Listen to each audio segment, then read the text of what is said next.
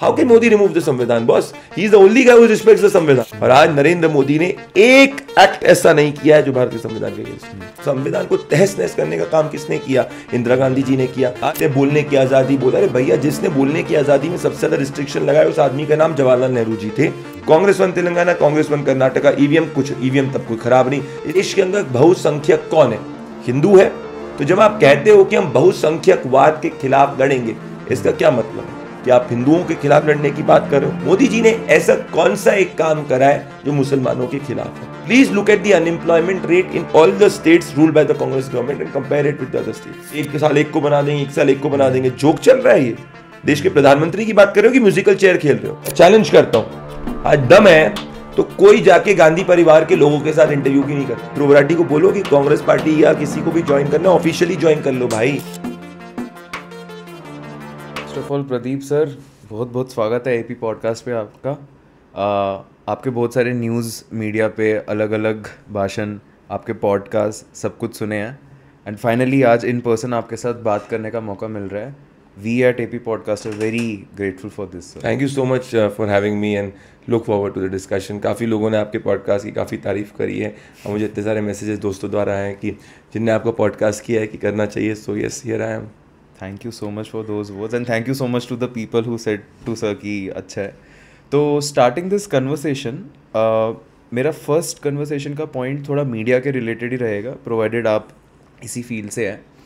आपका एक time Republic Bharat में भी निकला है जहाँ पे आप एक बड़े एक्टर का सुसाइड केस को आप स्टडी कर रहे थे और उनके बारे में रिपोर्टिंग कर रहे थे।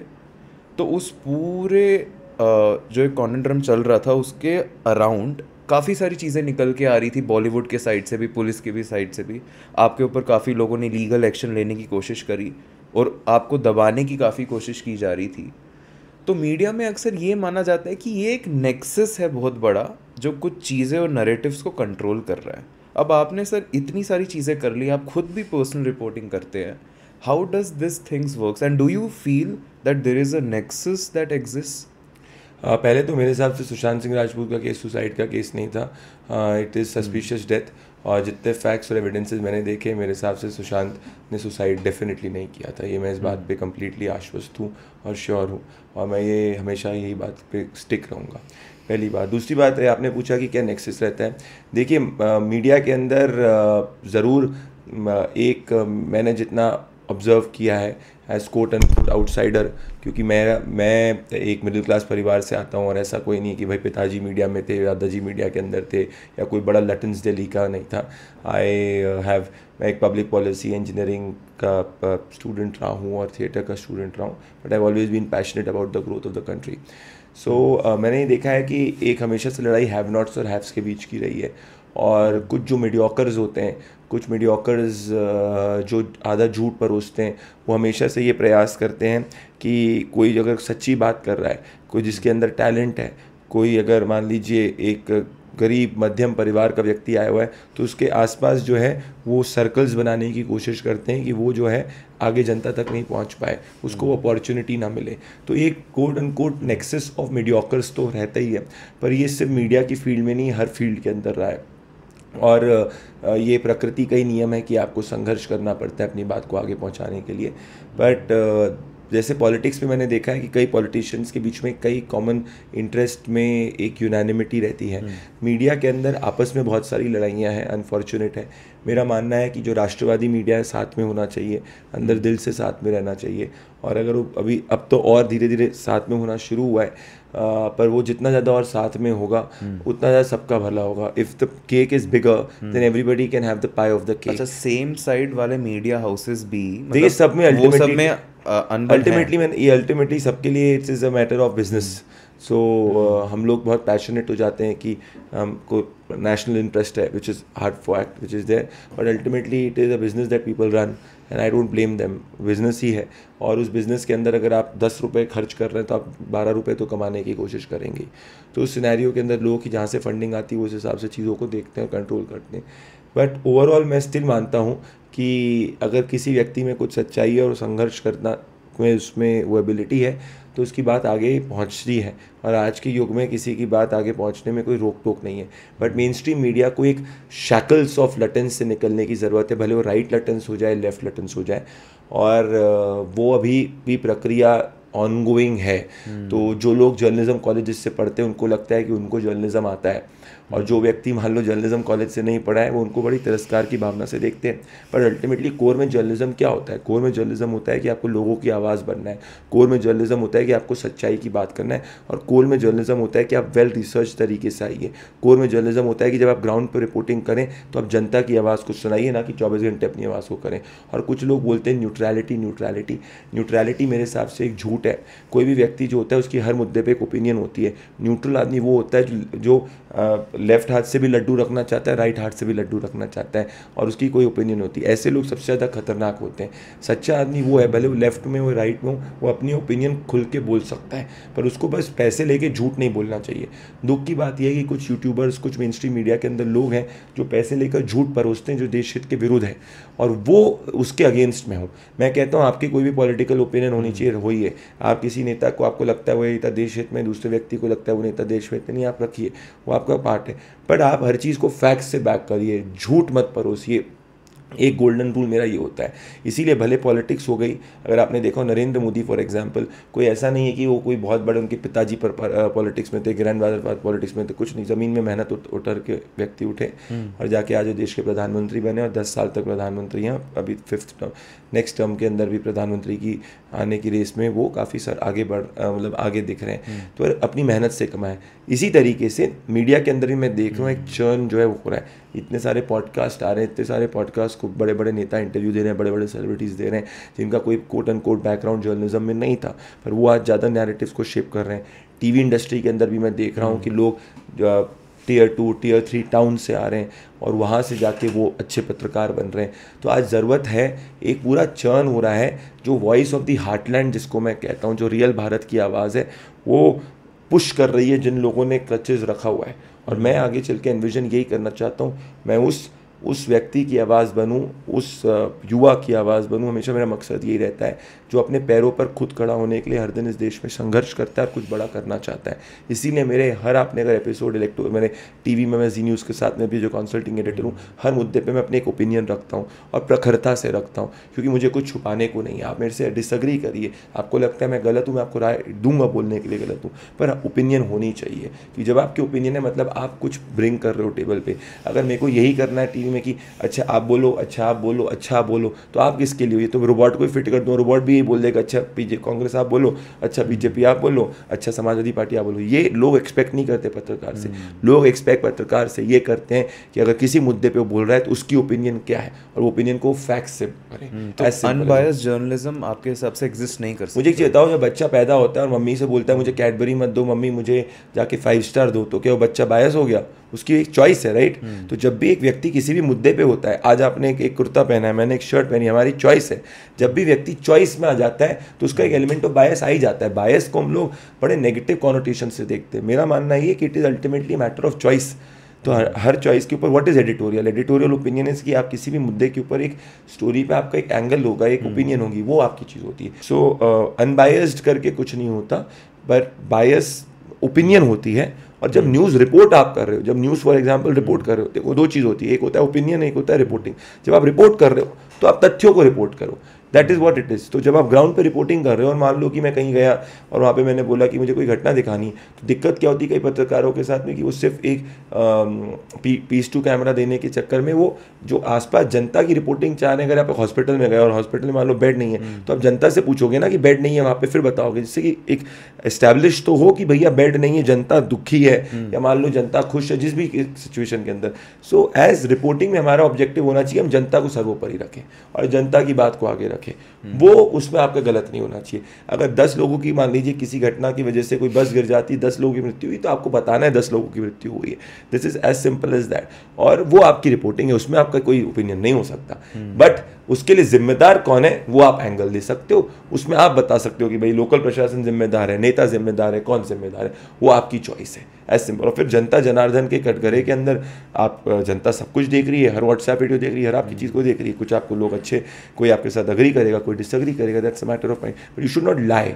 आपकी ज़मीर बेचनी नहीं चाहिए आपको। इस देश के अंदर कई पत्रकार हैं जिनने अपनी ज़मीर बेच दी है और वो बहुत हानिकारक रहा है। क्या आपको कभी ऐसा लगा है कि आपके पर्सनल नैरेटिव जो आप एक्चुअल में दिखाना चाहते हैं उसके लिए आपको कंट्रोल किया गया या रोका गया है? कई बार और कई बार होता है ये, और मैं इसको मतलब इसमें सही गलत का नहीं कहता मैं, क्योंकि अल्टीमेटली देखिए कोई भी चीज़ किसी भी, as I said everything is मतलब everybody is having their own interest which is there. अब आपके ऊपर चॉइस होती है कि क्या आप उसमें अग्री करें या नहीं डिसअग्री करें। जैसे किसी ने मुझे बोला था कि आप एक व्यक्ति है जिसको इन्वेस्टिगेटिव एजेंसीज ने पकड़ा था, आप क्योंकि उस व्यक्ति ने उस किसी से एडवर्टाइजमेंट लिया था तो आप उसके खिलाफ मत बोलिए। तो मैंने बोला नहीं, ऐसा मैं नहीं कर सकता। आप बेशक मैं शो नहीं करूँगा उस दिन, पर मैं उसके खिलाफ तो बोलूँगा अगर टॉपिक मैं चेंज नहीं करूँगा। तो there are ways which are out there, ये मुझे लगता है। तो और आज सबसे बड़ी अच्छी चीज़ इस देश के अंदर है कि डेटा इतना चीप है और हर आदमी तक इंटरनेट पहुंचा हुआ है, तो आप किसी की आवाज़ को लंबे समय तक दबा नहीं सकते हैं। मेन स्ट्रीम मीडिया के अंदर मैंने जैसे कहा एक चर्न हो रहा है, और आप आने वाले 5 साल में वो चर्न को ज़रूर देखेंगे, जब मैं मानता हूँ कि जो ये नया युवा है जिसकी नए भारत की बात होती है, वो नया युवा और प्रखरता के साथ आएगा, जो कर्मठ है, मेहनती है और चीज़ों को करना चाहता है। और जैसे अभी इलेक्शन का टाइम चल रहा है, तो आपको ऑन ग्राउंड, जैसे आप एक सेफोलॉजिस्ट है बाय प्रोफेशन, तो आपको ऑन ग्राउंड रिपोर्ट करने के लिए निकलना पड़ता है, आपको लोगों के ओपिनियंस देखने पड़ते हैं। तो जैसे आपने बताया कि एक बायसनेस आपके पास रहती है जो लोग सुनना चाहते हैं एक रिपोर्टर से, एक जर्नलिस्ट से। पर इलेक्शन एक ऐसी चीज़ है, एक न्यूट्रल होके आपको उसका पॉलिटिकल पार्टी को किसी को सपोर्ट ना करके आपको वो बात बतानी पड़ेगी। तो जब आप ऑन ग्राउंड इन चीज़ों के बारे में रिपोर्टिंग करते हैं तो क्या वो चीज़ें हो पाती है? बिल्कुल हो पाती है। देखिए मैं 2 हैट्स पहनता हूँ। जब मैं जर्नलिज्म अपनी कर रहा हूँ, और मैं बहुत खुशनसीब हूँ कि अभी मैं 5, 8 और 10 मतलब जी न्यूज़ के साथ में कर रहा हूँ और जनता का काफ़ी प्यार मिल रहा है। उस केस के अंदर मैं अपनी ओपिनियन जो प्रखरता से स्टोरीज़ के ऊपर होता है वो मैं करता हूँ। मेरी करीबन 100 लोगों की टीम ग्राउंड पे ट्रैवल करती है जो सिफोलॉजी, इलेक्शंस डेटा, ये सब के ऊपर बात करती है। इस सिनेरियो के अंदर उनका सिर्फ एक ही मकसद होता है कि भाई आपकी कोई भी ओपिनियन हो, हर व्यक्ति कोई ना कोई पॉलिटिकल पार्टी को चाहता है, किसी व्यक्ति को चाहता है, वो स्वाभाविक है, पर हम बायस को कम एलिमिनेट कैसे कम करें और वो बायस को हम रोके कैसे, वो मकसद होता है। तो जब मैं ज़मीन पे एज अ सिफोलॉजिस्ट जाता हूँ और अगर मुझे लगता है कि किसी स्टेट के अंदर, किसी सीट के अंदर अगर कांग्रेस जीत रही होती तो मैं डेटा में दिखाता हूँ। तभी कांग्रेस, अगर मान लो फॉर एग्जाम्पल कि दिल्ली के अंदर जब आम आदमी पार्टी की सरकार स्वीप करी थी, मैंने बोला था स्वीप करेगी, तो पिछले 40 चुनावों में जो मैंने आकलन किया है, 40 के 40 चुनाव तो भारतीय जनता पार्टी नहीं जीती है, 40 चुनावों से 50% बीजेपी जीती होगी, बाकी अपोजिशन की पार्टी जीती है। पंजाब के अंदर जब आम आदमी पार्टी स्वीप किया था, मैंने बोला था स्वीप किया था। जब कांग्रेस की सरकार पिछली बार राजस्थान के अंदर सरकार बनाई थी तो मैंने बोला था सरकार बनाएगी। So it's as simple as that. जब नरेंद्र मोदी जी 300 पार एक पूर्ण बहुमत के साथ 2019 के पहले आने वाले थे, मैंने बोला था। हाँ, पर एक बात ज़रूर होती है कि इस देश के अंदर हम भले वो राइट हो गया, लेफ्ट हो गए, पर्टिकुलरली मैं लेफ्ट की बात करूंगा, ये जैसे कहते हैं ना 100 चूहे खाकर भी बिल्ली हज को चली। तो ये लोग, ये भले ये कोई एक सिफोलॉजिस्ट है जो मंडे को सिफोलॉजी करता है, ट्यूसडे को ये पत्रकार बन जाते हैं, वेंसडे को जाके ये कोई फार्मर एजिटेटर बन जाते हैं, थर्सडे को जाके पॉलिटिशियन बन जाते हैं, फ्राइडे को जाके कॉलमनिस्ट बन जाते हैं और सैटरडे संडे को एंजॉय करते हैं। तो ये जो है ऐसे लोग होते हैं, ये 10 में से 10 बार झूठ बोलते हैं और तब भी 11वीं बार इनको मेन स्ट्रीम मीडिया बुलाता है, इनकी ओपिनियन को सुनता है, इनको स्पेस दी जाती है और इनकी ओपिनियन को ऐसा दिखाया जाता है गॉस्पेल ट्रूथ है ये सबसे। और फिर जब ये कुछ बोलते हैं 10 बार झूठ बोलने के बाद भी, तब भी राइट ऑफ सेंटर के कुछ लोग होते हैं जो इनकी बातों से विचलित हो जाते हैं और फिर अपने आप को सेल्फ क्वेश्चन करने की कोशिश, मतलब उस पोजीशन में आ जाते हैं। भाई ऐसी एक तरफ में ऐसे झूठों का गैंग और झूठों के लोग मौजूद हैं यहाँ पे, जो 100 बार झूठ बोलते हैं, जो अपने प्रोफेशन से गद्दारी करते हैं, जो पत्रकारिता से गद्दारी करते हैं, जो सिफोलॉजी से गद्दारी करते हैं। देखो एक चीज़ होता है ऑनेस्ट गलती करना, कोई भी ऑनेस्ट गलती कर सकता है, कोई भगवान नहीं होता। सचिन तेंदुलकर भी 100 में से 100 रन, ऐसा नहीं कि जितनी इनिंग्स खेले थे 100 में से 100 रन हर इनिंग में बनाए थे, कुछ में आउट भी होते हैं। तो जब सिफोलॉजिस्ट ग्राउंड पे जाते हैं, it's ultimately science and art together. You will make some mistakes, but when you are honest, you know when you made mistakes, when you not made mistake. For example, Bengal चुनाव 2021 में हर सेफोलॉजिस्ट गलत गया था, मैं भी उसमें गलत गया था, पर उसमें मैंने नंदीग्राम का चुनाव में बैंक ऑन ममता बनर्जी की सीट मार्जिन को सही प्रिडिक्ट किया था। उसके बाद मैं देश की जनता के सामने आया था और मैंने बोला था कि बंगाल में ममता बनर्जी इस कारणों से जीती, ये कारण हम नहीं देख पाए फॉर एग्जाम्पल। उसके बाद मुझे पता चला बंगाल के अंदर there is a concept called as booth management, जो कहीं देश में नहीं होता, बंगाल के अंदर होता है। तो बंगाल के अंदर जरूरी नहीं होता कि जिसको आप वोट डालें रिजल्ट उसी का है। बंगाल में ऐतिहासिक रूप से उठा के आप देखेंगे बूथ कैप्चरिंग, बूथ मैनेजमेंट, ये सब बहुत बड़ी बातें होती हैं, रिगिंग, कोर्ट मैनेज्ड रिगिंग। सो वो मुझे पता चला था उस वक्त। तो एनीवे दैट डजंट, तब जब भी वो हुआ तो मैंने बताया था। तो जैसे 40 इलेक्शंस में अभी तक कर चुका हूँ, 37 हम लोग ने सही किए, जब 3 हम लोग मिस किए हमने बताया कि क्यों मिस किए, स्वाभाविक है। पर मैं गद्दारी नहीं करता, मैं झूठ नहीं बोलता, ये एक चीज़ समझिए। मैं ऐसा नहीं करता कि जिस पार्टी को मैं चाहता हूँ उस पार्टी के पक्ष में अगर माहौल नहीं है तो मैं झूठ बोलूंगा, झूठा सर्वे नहीं दिखाऊंगा कि देखो इसके पक्ष में माहौल है, ऐसा मैं नहीं करूंगा। मैं चुपचाप रह जाऊंगा, पीछे से बता दूंगा कि ऐसा है। पर जब मैं जनता के साथ आ रहा हूं तो मैं जनता जनार्दन के कटघरे में खड़ा हुआ हूं। मैं अल्टीमेटली जब रात को सोऊंगा तो फिर मेरा दिल जो है अंदर, भगवान जो मौजूद है, उसको तो जवाब देना पड़ेगा ना मुझे। ये मैं कहने की कोशिश कर रहा हूँ। पर इस देश के अंदर जिन लोगों ने सेफोलॉजी करी है उनने झूठ परोसा है, उनका एकेडमिक नॉलेज मीडियोकर था, वो कभी ज़मीन पे नहीं जाते थे। मैं ओपन चैलेंज करता हूँ, उनके सामने डिबेट भी की और डिबेट से भाग जाते हैं। वो कभी जनता के बीच में गए नहीं, वो सिर्फ 5 स्टार होटल्स के अंदर सर्वे करे, वो सिर्फ 5-10 लोगों से बात करके करे। मैं देश के 400 लोकसभा कॉन्स्टिट्यूंसीज घुमा हूँ, 25 राज्यों को घुमा हुआ हूँ, 1 लाख किलोमीटर ट्रैवल किया हूँ। आज भी जब मैं पूरा प्राइम टाइम के शोज़ को ड्राइव करता हूँ, वीक के एंड के अंदर मैं हर हफ्ते ट्रैवल करता हूँ। क्योंकि जब मैं सेफोलॉजी कर रहा हूँ, मेरे को गलत लगेगा तो मैं नहीं करूँगा। It's simple as that. मेरे लोग अभी भी ज़मीन के अंदर हैं।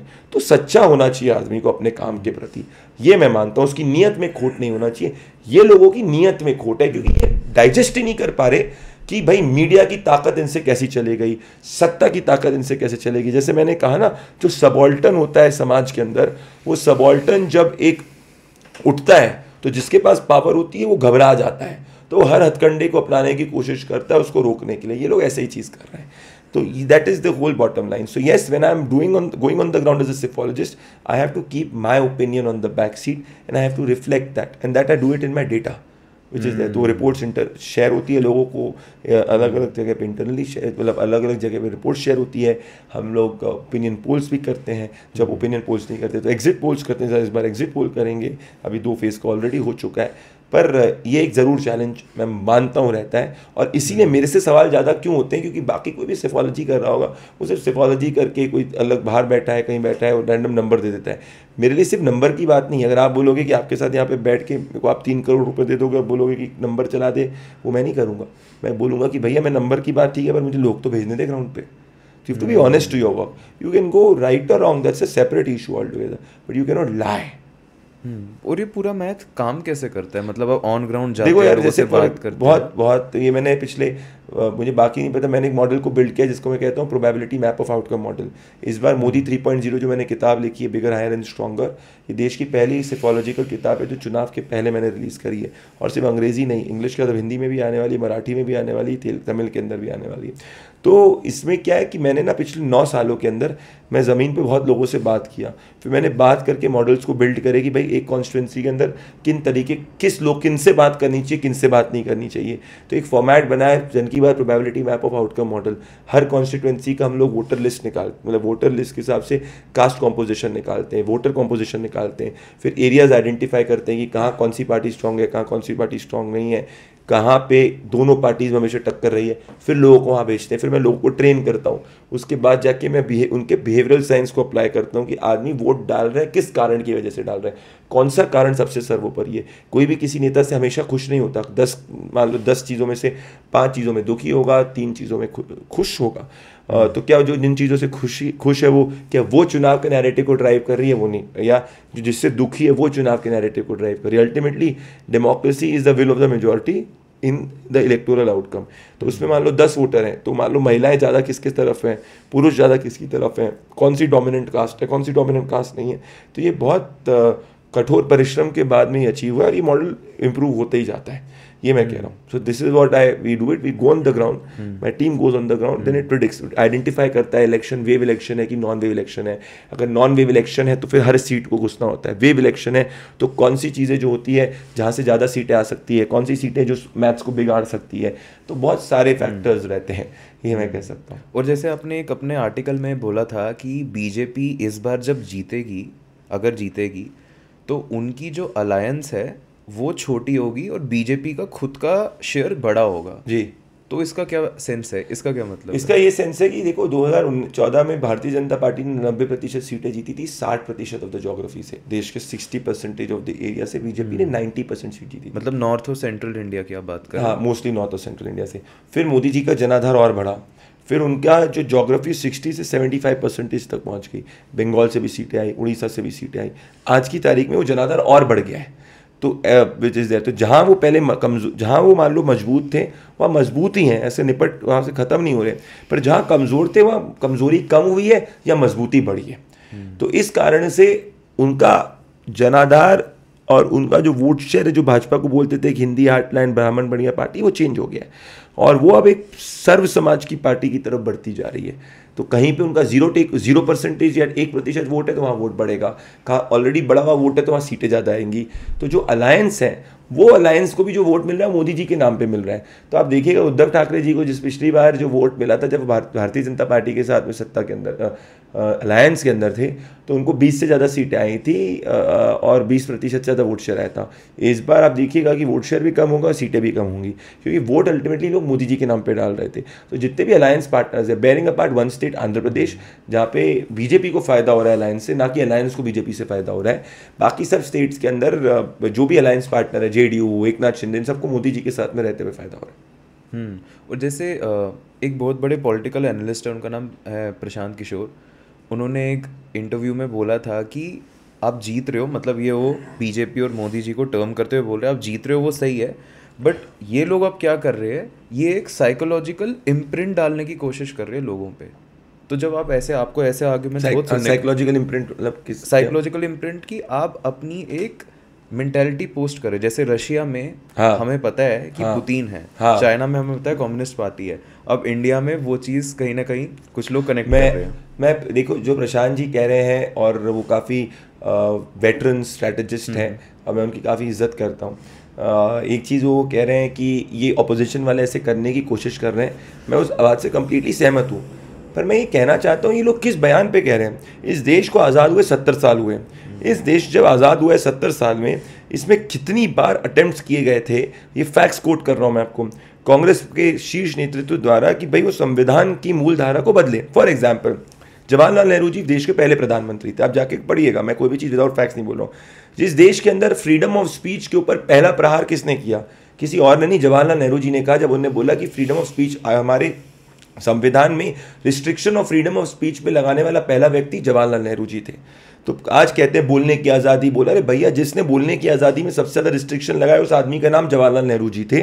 तो ये किस बयान से कहते हैं. इस देश में सबसे पहले संविधान को तहस नहस करने का काम किसने किया, इंदिरा गांधी जी ने किया. जब केशवानंद भारती केस आया था, क्या था वो केस, कि इंदिरा गांधी जी और ये लोग कह रहे थे कि पार्लियामेंट की कोई भी डिसीजन के ऊपर सुप्रीम कोर्ट में चैलेंज नहीं हो सकता. मतलब हम किसी भी संविधान को कैसे भी अमेंड कर सकते हैं, सरकार का अधिकार है. सुप्रीम कोर्ट की 13 जज की बेंच बैठी, 7-6 के उनने मेजॉरिटी से बोला कि ऐसा नहीं है, संविधान में एक बेसिक स्ट्रक्चर होगा और उस बेसिक स्ट्रक्चर को कोई नहीं तहस नहस कर सकता. क्या हुआ, उसके बाद भी नहीं इंदिरा गांधी जी की सरकार मारी. फिर मिनर्वा मिल का केस आया 1980 के अंदर, सुप्रीम कोर्ट ने बोला कि नहीं, सरकार कोई भी अगर directive principle of state policy वो फंडामेंटल राइट्स के ऊपर नहीं हो सकते और सुप्रीम कोर्ट का किसी भी पार्ट को अमेंड को इंटरप्रेट कर सकता है. तो इंदिरा गांधी जी की मकसद था कि मेरे डिसीजन को कोई क्वेश्चन नहीं कर सकता. ये क्या बोल रहे हैं. राजीव गांधी जी ने शाह बानो के जजमेंट को पूरी तरीके से ओवरटर्न कर दिया गया था. That was the supreme court judgment. क्यों, because he had to ensure that the vote bank, उनकी जो वोट क्लास है उससे उनको फायदा मिले.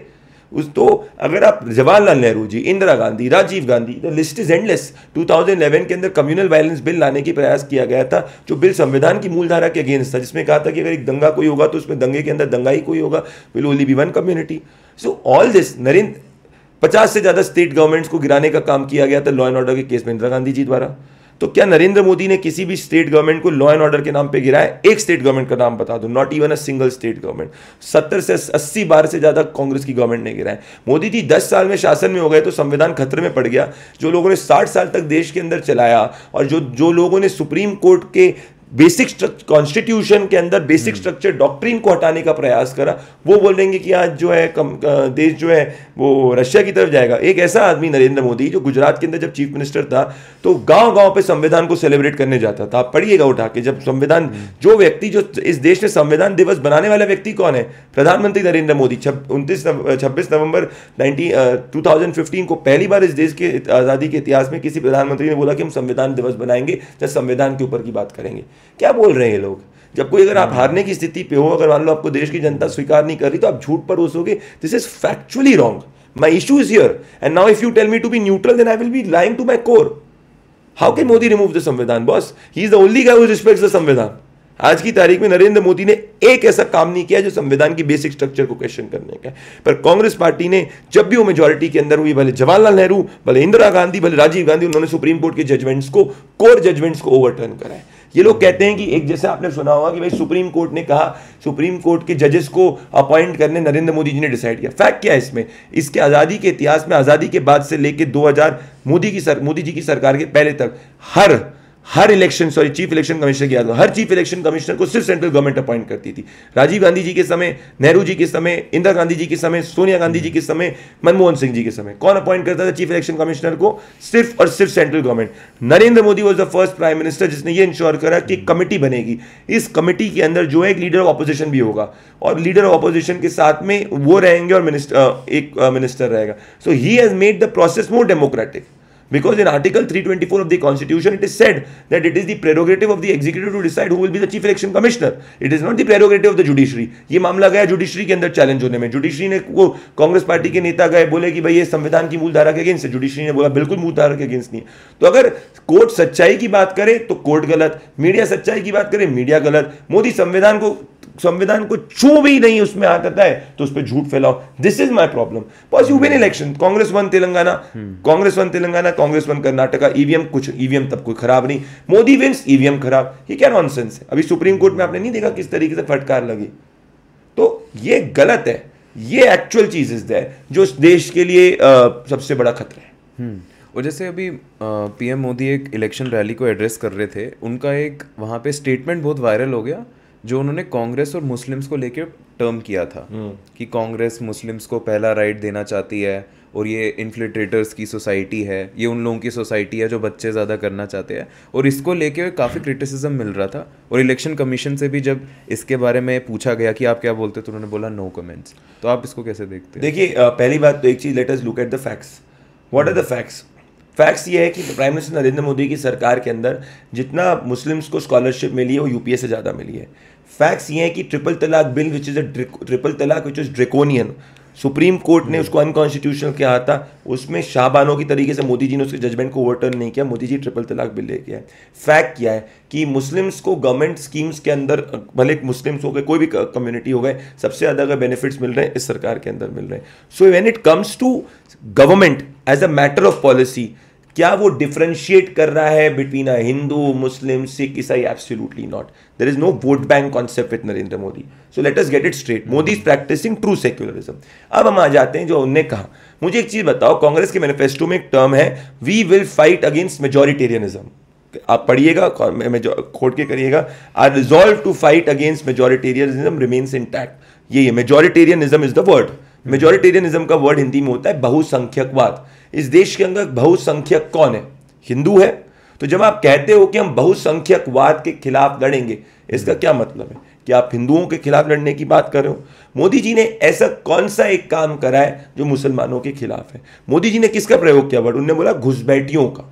ही सेड कि जो घुसपैठिए जो हैं उसका उन लोग ने वर्ड प्रयोग किया। अब डेटा क्या बताता है? आप उठा के देख लीजिए कि बांग्लादेश बॉर्डर से अंदर किस तरीके से लोगों को लाने की प्रयास किया जा रहा है। ये 2012-13 की 13-14 की पार्लियामेंट की 14-15 की पार्लियामेंट की रिपोर्ट है कि बंगाल के अंदर 4 साल में ममता बनर्जी की सरकार आने के बाद इन्फिल्ट्रेशन सबसे ज़्यादा बढ़ा है।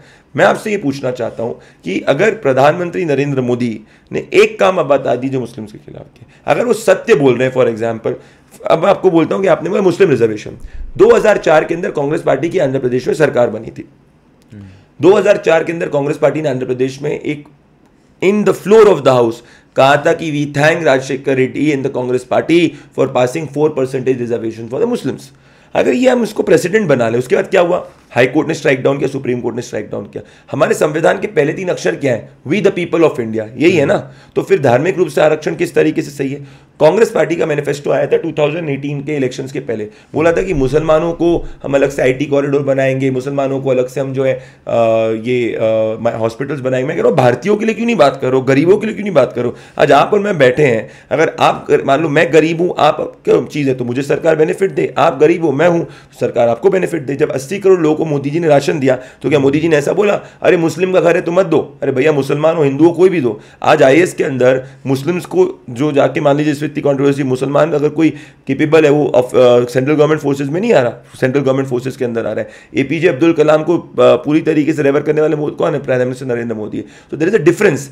ये अभी तक मुस्लिम्स को एज वोट बैंक यूज किया गया। सच्चर कमेटी की रिपोर्ट आई थी, क्या कह रहे थे कि भाई सेना के अंदर भी काउंट करो कि कितने मुस्लिम हैं कितने हिंदू हैं। किस तरफ देश को ले जाने की बात कर रहे थे? तो जब मोदी जी ने इस जो पास्ट की आदत को क्वेश्चन किया है तो इसमें क्या गलत है? मैं ये पूछना चाह रहा हूं। मोदी जी के राज में कोई भी एक दंगा हुआ है आप मुझे बताइए, जो बड़ा स्टेट स्पॉन्सर्ड दंगा हुआ है इस देश में? 2013 के अंदर मुजफ्फरनगर राइट्स हुए थे, आपको याद है अच्छी तरीके से। तो आज मुस्लिम समाज को बोलने की जरूरत है कि भाई हम अब इस टूल यूज होना बंद होंगे। और मुसलमान समाज के अंदर जो नॉर्मल मुस्लिम है ऑन द ग्राउंड, वो क्या चाहता है? अच्छी शिक्षा चाहता है, अच्छा रोजगार चाहता है और अच्छी कमाई चाहता है। जब तक ये कट्टरपंथी लोग जो है इनकी आवाज को ऊपर नहीं उठाने देंगे तब तक जैसे कैसे आगे देश बढ़ेगा? मोदी जी ने तो पशमंदा की बात की। पशमंदा मुसलमान मतलब कौन? गरीब मुसलमान जो 50% से ज्यादा है। फिर आप मुझे बताइए। और 60 साल तक कांग्रेस का शासन रहा, 60 साल के शासन के बाद आपको सच्चर कमेटी रिपोर्ट लाने की जरूरत पड़ेगी जिसमें आप बोलोगे कि मुसलमानों का जो है हालत पूरी तरीके से खराब है। तो आप जिसको कहते हैं ना कि आप वोट एक बैंक की तरीके से यूज करो और उसका फायदा मत करो, that is what is happened. आप जाइए कि कांग्रेस शासित प्रदेशों के अंदर मुस्लिम एरियाज के अंदर जाइए, मुस्लिम एरियाज मतलब जहाँ मुसलमान मेजोरिटी के अंदर रह रहे हैं, और वहां कंपेयर करिए आप कि वहां पे क्या मूलभूत सुविधाएं बेटर दी है। मोदी जी ने थोड़ी बोला कि मैं आवाज दूंगा तो मुसलमान को नहीं दूंगा, हिंदू को दूंगा। अरे भैया सरकारी स्कीम जहाँ मुस्लिम को मिल रहा है, हिंदू को मिल रहा है, SC को मिल रहा है, ST को मिल रहा है, OBC को मिल रहा है, सबको मिल रहा है। और अगर वो कह रहे हैं कि तुम लिख के दे दो क्योंकि पास में कांग्रेस की गवर्नमेंट ने प्रैक्टिस किया है, तो गलत किया है इसमें। ये देश कम्युनलिज्म के खिलाफ है। असली कम्युनलिज्म क्या होता है? What does the word communal mean? Word communal मतलब होता है कि किसी भी धर्म विशेष की आप बात करना, करेक्ट? धर्म विशेष, किसी भी रिलीजन विशेष की बात करना। नेहरू जी की सरकार बनी थी। नेहरू जी ने क्या बोला था डॉक्टर राजेंद्र प्रसाद को कि भैया आप जो है सोमनाथ मंदिर में मत जाइए।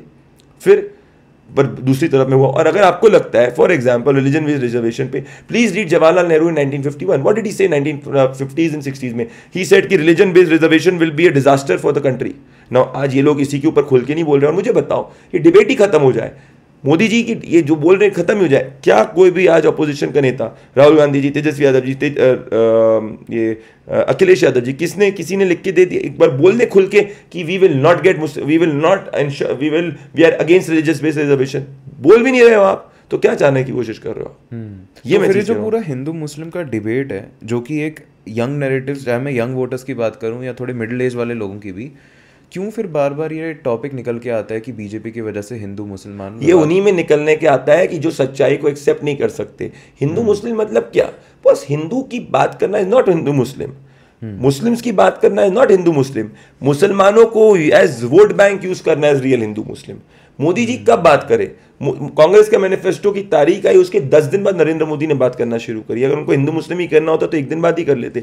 पर इस देश को, अगर ये देश धार्मिक रूप के रिजर्वेशन पे जाएगा तो आपको पता है समाज के एक लोग किस तरीके से होंगे। आज सबसे बड़ी माइनॉरिटी कौन है? आज सबसे बड़ी माइनॉरिटी है पारसीज, आज सबसे बड़ी माइनॉरिटी है सिख्स। फिर ये लोग आइडियली तो रिलीजन बेस्ड रिजर्वेशन इनको मिलना चाहिए, बट कॉन्स्टिट्यूशन की कहीं धारा में नहीं लिखा है कि रिलीजियस बेस्ड रिजर्वेशन होना चाहिए। तो आप चाह क्या रहे हो कि यही जो प्रैक्टिस है? आजादी के पहले क्या हुआ था? मुस्लिम लीग जब बनी थी, व्हाट डिड जिन्ना से first? Jinnah first was a complete Congressy, if you remember. Read it well. He started to then advocate for separate electorate on the basis of religion. Exactly that was the premise. What did it land up into? It landed up into creating a separate nation on the basis of religion. इस देश में 18 crore plus Muslims हैं, second largest majority हैं। आप इस पूरी second largest majority को एक टूल दे के देश के अंदर तनाव की स्थिति पैदा कर रहे हो। क्या चाह रहे हो आप? किस तरीके की स्थिति में जाना चाह रहे हैं? आज ऑफिसर्स मुस्लिम्स हैं, हिंदू हैं, क्या चाह रहे हैं देश को करने?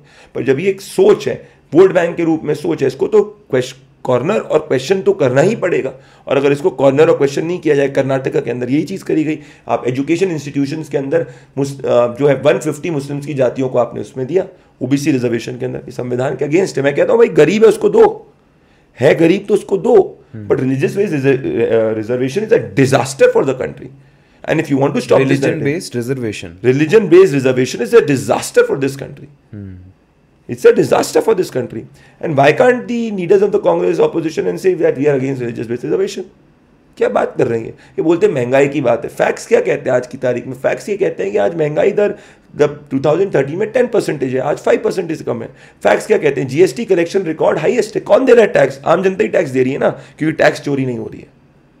आज हाईवेज की construction is much more than what it was 10 years back. फिर आज वर्ल्ड बैंक कह रहा है कि आप टॉप 5 इकोनॉमीज के अंदर हो, आज आईएमएफ कह रहा है कि आप टॉप 5 इकोनॉमीज के अंदर हो। ये इंस्टीट्यूशन पहले फ्रेजाइल 5 के अंदर कहती थी। फिर आज कोई आजू बाजू आपको कोई बम धमाके देखने को मिल रहे हैं? पहले जाके आप भले हाईकोर्ट, दिल्ली हाईकोर्ट हो गया, जामा मस्जिद के पास हो गया, हर जगह दम बम बम। क्यों? क्योंकि लोगों में एक तनाव की भावना पैदा करो। जब लोग तनाव की भावना के अंदर पैदा होते हैं तो एक समाज दूसरे समाज से लड़ता है। मोदी तो डेवलपमेंट सरप्लस की बात कर रहे हैं। आप बनारस के अंदर चले जाओ, आप मोदी की कॉन्स्टिट्यूएंसी में चले जाइए और आप रायबरेली में चले जाइए। आपको मैं ओपन चैलेंज देता हूं, ये आपके और आपके दर्शकों को, आपके और आपके दर्शक 2 जगह इस देश के अंदर जाएं, अमेठी, रायबरेली और बनारस। रायबरेली का विकास देख लीजिए और बनारस का विकास देख लीजिए, आपको समझ में आ जाएगा मोदी का डेवलपमेंट वर्सेस दिस। कांग्रेस की स्ट्रैटेजी थी इस देश को डेवलपमेंट डेफिसिट में रखो, डेवलपमेंट डेफिसिट में करो, लोगों की जाति आइडेंटिटी, धर्म की आइडेंटिटी ऊपर हो। मोदी डेवलपमेंट सरप्लस की बात कर रहे हैं। पर जब एक देश के खिलाफ एक बड़ी साजिश रची जाएगी कि उसमें वोट बैंक की पॉलिटिक्स प्रैक्टिस की जाएगी, तो उसके खिलाफ बोलना होगा।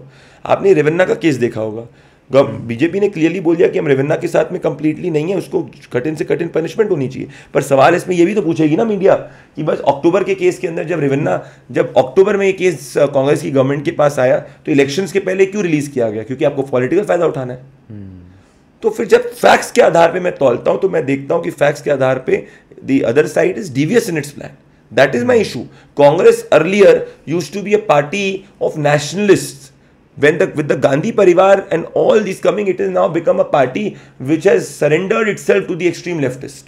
Surrendered itself to the extreme leftist. Basic communist. आप लोगों को तो अच्छा लगता है कन्हैया कुमार जैसे लोग ओ करके चीजें दे रहे हो, इज लिबरल। क्या हुआ जब बेगूसराय के अंदर गए?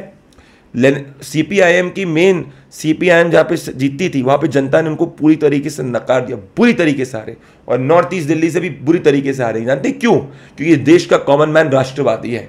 ये फर्जी जो ये अब्रॉड के जो नैरेटिव्स चलते हैं यहाँ के, तो उसमें नहीं आता है। ये है सच्चाई। ये देश का कॉमन मैन अभिनव बिंद्रा से रिलेट करता है, ये देश का कॉमन मैन अचीवर्स से रिलेट करता है, पीवी सिंधु से रिलेट करता है। ये देश का कॉमन मैन है। ये देश के आज हमारा देश जो है वो ओलंपिक्स होस्ट करने की कगार पे है। हम ये ड्रीम कर रहे हैं। क्या बात कर रहे हैं हम लोग?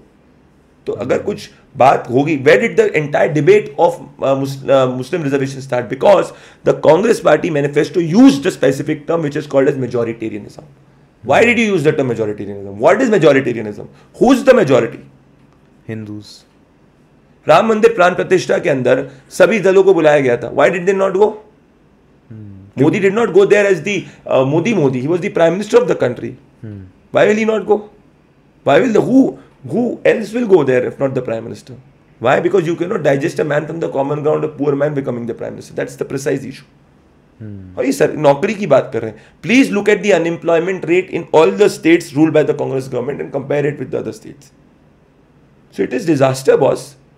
इंडिया के ऊपर आप नहीं चीज कह सकते. India is supreme. Any party will come, BJP, Congress, I don't care about that. But what I care about is this country. And this country, the youth wants to earn a better living. And when the youth earn better living, when there is no tanav, there are no dangas, that is what exactly is happening, where there is a talk of development. That is what is there. आज कितने startups थे देश में? 10 साल पहले कितने startups थे देश में? अगर मोदी हिंदू मुस्लिम का कर रहे होता तो स्टार्टअप्स खुलते इस देश के अंदर. स्टार्टअप इंडिया की बात किसने करी? प्रधान मोदी ने करी. यूपीआई आज जब मैं आपको पेमेंट कर पा रहा हूँ, टेक्नोलॉजिकल दुनिया का रेवोल्यूशन है पेमेंट्स का. कोई दुनिया का मुल्क नहीं कर पाए. कौन कर पाए? मोदी कर पाए. मोदी के उसमें ही हुआ ना. डेटा चीप हुआ, बोला रे डेटा दे दिया. क्या कर रहे हैं हम देश को? कोई भी पार्टी आएगी जाएगी. यूनाइटेड स्टेट्स ऑफ अमेरिका क्या हाल हो रहे हैं? यूनिवर्सिटीज के अंदर आप देखिए किस तरीके के प्रोटेस्ट हो रहे हैं. फिर हम किस तरफ से देश को ले जाने की बात कर रहे हैं। और इसमें आपने एक आर्टिकल में एक लाइन लिखी थी, वो आर्टिकल वैसे पूरा बीजेपी और पीएम मोदी के इलेक्शन को एनालिसिस कर रहा था, बट उसमें एक लाइन ये आती है कि only Modi can defeat Modi. Because Modi is a leader जो बहुत ज़्यादा popular leader on the ground है। तो कोई भी एक पॉपुलर लीडर होता है वो अपनी गलतियों से ही हारता है, अपनी स्ट्रेंथ से ही जीतता है। तो अगर मान लीजिए कल को कोई घमंड आ जाए, कोई गलती बड़ी गलती हो जाए, why did Indira Gandhi lose? Because she imposed the emergency in the country, right. उसके बाद जाके उसके बाद भी आपने नहीं देखा देश में क्या हो, इमरजेंसी के जस्ट बाद वाली गवर्नमेंट में जीतती है अपोजिशन, उसके बाद जीतता कौन है? इंदिरा गांधी वापस से, क्योंकि उनका लोग से ये है। तो नरेंद्र मोदी जो है वो आज की तारीख के अंदर जमीन से कंप्लीटली कनेक्टेड है। आज नरेंद्र मोदी इसलिए नहीं जीतते कि प्रदीप भंडारी बात कह रहा है कि मोदी ने देश को आगे ले गया, क्योंकि देश की जनता मानती है कि देश को आगे ले गए। आप इस देश के किसी भी कोने में चले जाओ, आपको देश की जनता 10 में से 5 लोग बोलेंगे कि मोदी ने काम किया है। जितने ग्रामीण इलाके के व्यक्ति से बात करो उसने काम किया। मुझे बताओ 26/11 का आतंकवादी हमला हुआ था, राइट। आप मेरी उस वक्त मैं कितने हो गए दिन, 26/11/2011 कितने 13 साल हो गए। 13 साल पहले हम लोग, मैं कॉलेज स्कूल के उसमें चीज़ बात कर लो, तब हम लोग ने क्या किया? हम लोग डॉजियर दिया, क्या हुआ? किसी को मारा? मुझे बताओ, मारा किसी आतंकवादी को? जब पुलवामा हुआ हमने आके घुस के मारा। आज अननोन मैन पाकिस्तान के हर तीसरे चौथे आतंकवादी को मार रहे हैं, अननोन मैन। बस today India is a strong country. आज जम्मू कश्मीर के अंदर 10 साल पहले की स्थिति उठा के देख लो, 10 साल। आज आप एक टिकट करो, as a tourist Jammu Kashmir जा सकते हो। ये चेंज नहीं है तो और क्या चेंज है? तो जब ये चेंज होगा तो मैं अपनी आंखें बंद करके ये तो नहीं बोल सकता ना कि गलत है, गलत है, गलत है। That's the difference. सो बस you say that democracy is not there in this country. 50% of the states in this country are ruled by the opposition. Before Madhya Pradesh, Rajasthan, Chhattisgarh, last time Congress won Madhya Pradesh, Rajasthan, Chhattisgarh. This time BJP won Madhya Pradesh, Rajasthan, Chhattisgarh. Congress, DMK is in power in Telangana. Congress is in power in DMK is in power in Tamil Nadu. Congress is in power in Telangana. How is the opposition democracy खतरे में? Just because Modi जीत जाए तो democracy खतरे में?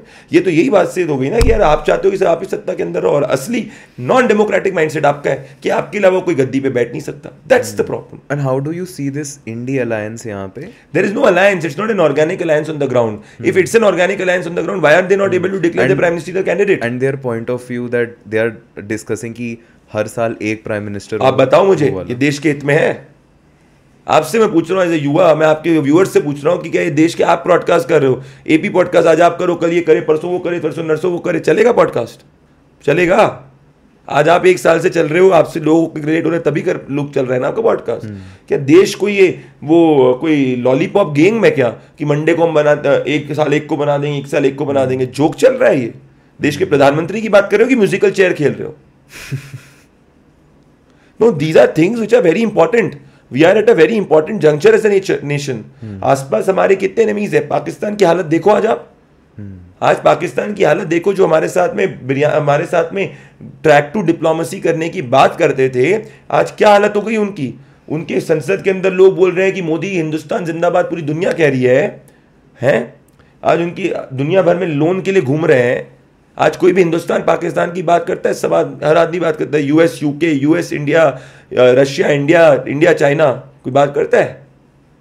ये difference हुआ है और ये डिफरेंस बोलना चाहिए, भले it is in the good interest of the country. Do you think this is in Modi's favour कि जो ये अपोजिशन है बेसिकली, ये इनको एक हिसाब से पावर दिया जा रहा है, और एक और रीजन दिया जा रहा है लोगों को कि क्यों उन्हें मोदी जी को वोट करना? There is no other credible leader who can take the right now in the mind of the people on the ground, which is seen. And India Alliance also knows this. India Alliance को चुनाव जीतने के लिए थोड़ी लड़ रहा है। India Alliance सिर्फ इसीलिए लड़ रहा है कि लीडर ऑफ ऑपोजिशन कौन बनेगा। लीडर ऑफ ऑपोजिशन कौन बनेगा? अगर मुझे बताओ, कोई भी मजबूत है, बिना कैप्टन के कौन सी टीम जीतती है? नहीं, मुश्किल है। तो उसी के सिनेरियो के अंदर आप फेक न्यूज फैलाते हो और आधे झूठ बोलते हो।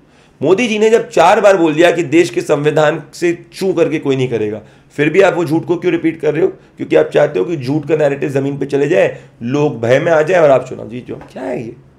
आप पॉलिसीज के ऊपर तो जीत नहीं पा रहे हो। And how do you think कि पीएम मोदी ने इंडिया को इंटरनेशनल लेवल पे प्लेस किया है? चाहे वो G20 की बात करना हो, चाहे वो चाइना को काउंटर करना हो, चाहे वो यूक्रेन रशिया की वॉर में अपना एक रोल देना हो, जितनी भी इंटरनेशनल न्यूज़ है आजकल, हर कोई इंडिया को एक पेडिस्टल पे रखना चाहता है, जो कि पहले नहीं हुआ करता था। ये आपका खुद ही आंसर हो गया। बट मैं आपसे डिटेल मैं तो यही कह रहा हूँ, मैं सी 2008 nuclear deal took place. Manmohan Singh at that time had to really, Manmohan Singh got support from the Bharatiya Janata Party in opposition to get that deal passed. उनके alliance partner in the left were not willing to let the deal pass. China के साथ में गोदी में बैठे थे. Who helped Manmohan Singh at that time? It was Atal Bihari Vajpayee who helped him at that time. So when it came to national interest, it came together.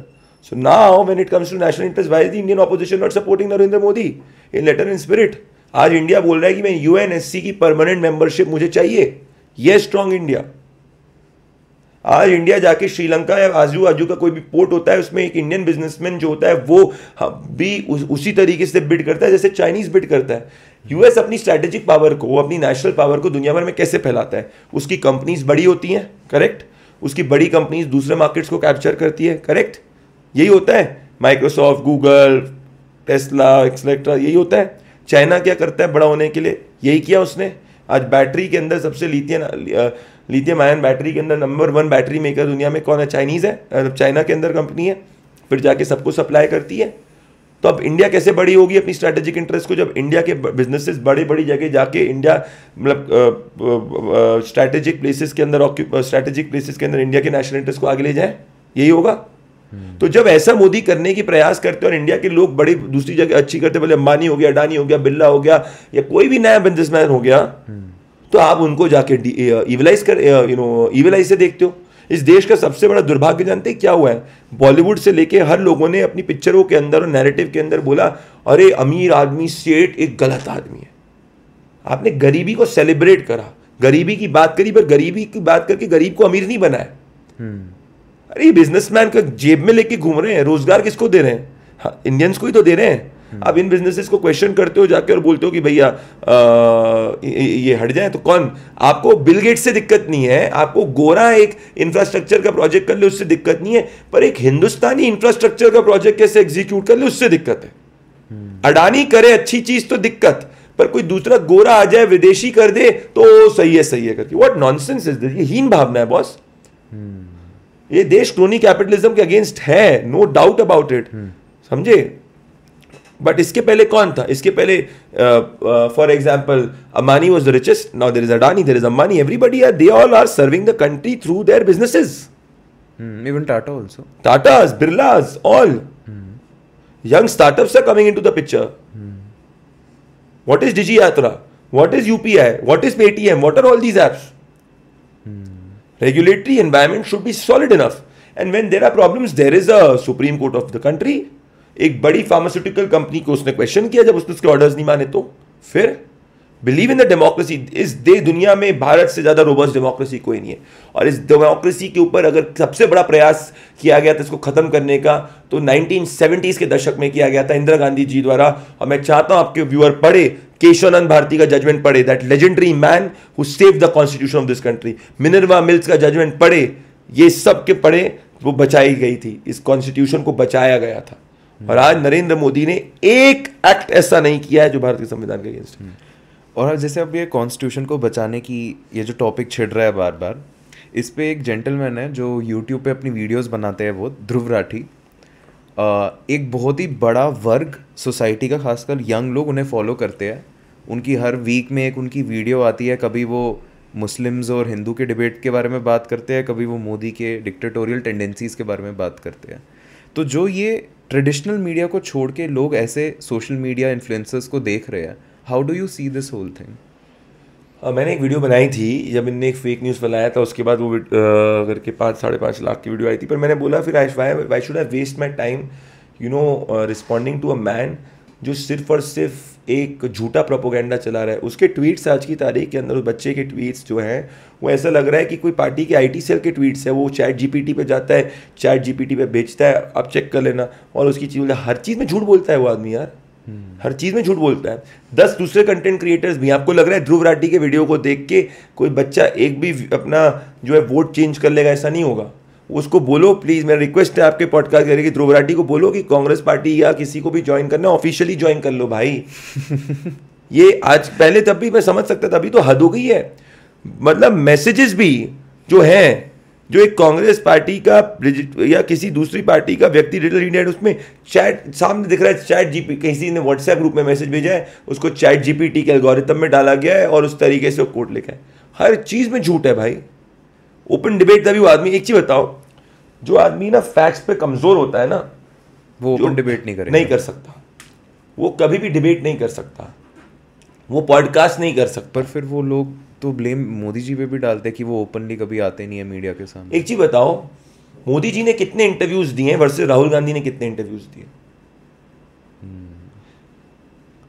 Press conference के अंदर 10 लोगों से पीसी से करना, मान लो एक question करना, उसमें आप इजी मैनेज कर सकते हो। मोदी जी ने आज कितने इंटरव्यूज दिए? आपको मैं ओपन चैलेंज देता हूं, Narendra Modi as the prime minister has given maximum interviews. Tell me one question he's not addressed. People have asked him question on ED-CBI. He has responded it with facts that 90% more than cases are not on politicians. People have asked him questions on democracy. People have asked him question on everything. Where are people asking Rahul Gandhi the question? वो रवीश कुमार ने एक video interview करा था 5 साल पहले बाजू में कि राहुल कैसे हो, क्या लग रहा है, क्या खाते हो, हैं? वो रैली के बाजू में छत्तीसगढ़ में 4 मिनट का वीडियो। उसके बाद एक दूसरे पत्रकार को राहुल गांधी बोलते हैं कि तुम प्रेस कॉन्फ्रेंस में तुम तो हमारी बैटिंग ऑलरेडी करते हो। आज दम है, मैं चैलेंज करता हूं, आज दम है तो कोई जाके गांधी परिवार के लोगों के साथ इंटरव्यू क्यों नहीं करता? कितने इंटरव्यूज किया बताओ? Not a single interview, not a single interview. Modi has given n number of interviews to influencers, to media people, everybody, and every question has been asked. But then people say कि ये उनके selected influencers और media outlets है। तो यार अब मैं वही बात होगी ना, चिट भी अपनी पढ़ भी अपनी। यार नरेंद्र मोदी को जाके फेक न्यूज पेडलर को थोड़ी देगा, कोई क्रेडिबल लोगों को जाके तो देंगे। मैं कह रहा हूँ चलो तुम तो दे दो, उनने दिया अपने, तुम तो दे दो। राहुल गांधी से सवाल तो पूछा जाए कि आप सबसे पहले संविधान का अपमान किया गया था 1970s में, क्या आप उसको अग्री करते हो? जो मिनरवा मिल केस और केशवानंद भारती केस के पहले हुआ था। राहुल गांधी से सवाल तो पूछा जाए। फ्रीडम ऑफ एक्सप्रेशन की बात करते हो, Jawaharlal Nehru ji got the first restriction of freedom of expression. कोई पूछे तो सही, जैसे मोदी जी से ED-CBI की बात पूछते हैं, पूछना भी चाहिए, उसका उनका आंसर भी लॉजिकल रैशनल है, इस पर पूछा तो जाए। सिलेक्टेड लोग कोई बोले क्वेश्चन पूछने को, कोई सिलेक्टेड ने पूछा है? चुनाव खत्म होने वाला है, ममता बनर्जी जी का कौन सा इंटरव्यू देखा आपने? एक पत्रकार जाते हैं और एक चीफ मिनिस्टर, कर्नाटक का चीफ मिनिस्टर से बोलते हैं कि मुझे खाने की चिकन मुद्दक डिश बनाओ और ये हम खाएंगे। पत्रकार का नाम भी बता दीजिए। छोड़िए जो भी चीज़ें करके वो अपने उसमें खुश रहें। पर मेरा पॉइंट यही है, तो झूठी बातें नहीं करना चाहिए। You should not lie, that is my issue. Please tell me how many interviews have Rahul Gandhi given? Answer in the last, not a single. उनके सिर्फ इंटरव्यूज उनके चैनल, यूट्यूब चैनल पे उनको देते हुए देखा है कि वो ले रहे होते हैं, not a single. I hope आपको मजा आया हो। Thank you so much for having me and I hope you keep doing this wonderful podcast. और इनफैक्ट आपको बाकी दूसरे इनको भी बुलाना चाहिए और इनसे पूछना चाहिए जो सवाल करके। पर ये सब किनको बुलाना चाहिए बताइए? किनको बुलाना? जिन भी आपने जिक्र किए आप इनको दीजिए। पर ये इतने इंटॉलरेंट है कि अगर आपके विचार इनसे विरुद्ध होंगे तो ये आपको सामने बैठेंगे भी नहीं। हमने ये वैसे रिकॉर्ड नहीं करना चाहिए हमें, ये कट आउट हो जाएगा। हमने रविश कुमार को किया था approach, so the response we got was in pure Hindi that मैं आज की युवा पीढ़ी से बहुत निराश हूँ, इसलिए मैं पॉडकास्ट में नहीं होऊंगा। वो इसीलिए निराश है कि वो जिन पार्टी को सत्ता में लाना चाहते हैं, ये बोल दीजिए, वो जिन पार्टी को सत्ता में लाना चाह रहे हैं वो पार्टी आ नहीं रही। बस ये इसीलिए निराश है वो, और कोई नहीं निराश है। Thank you so much for being here. Thank you.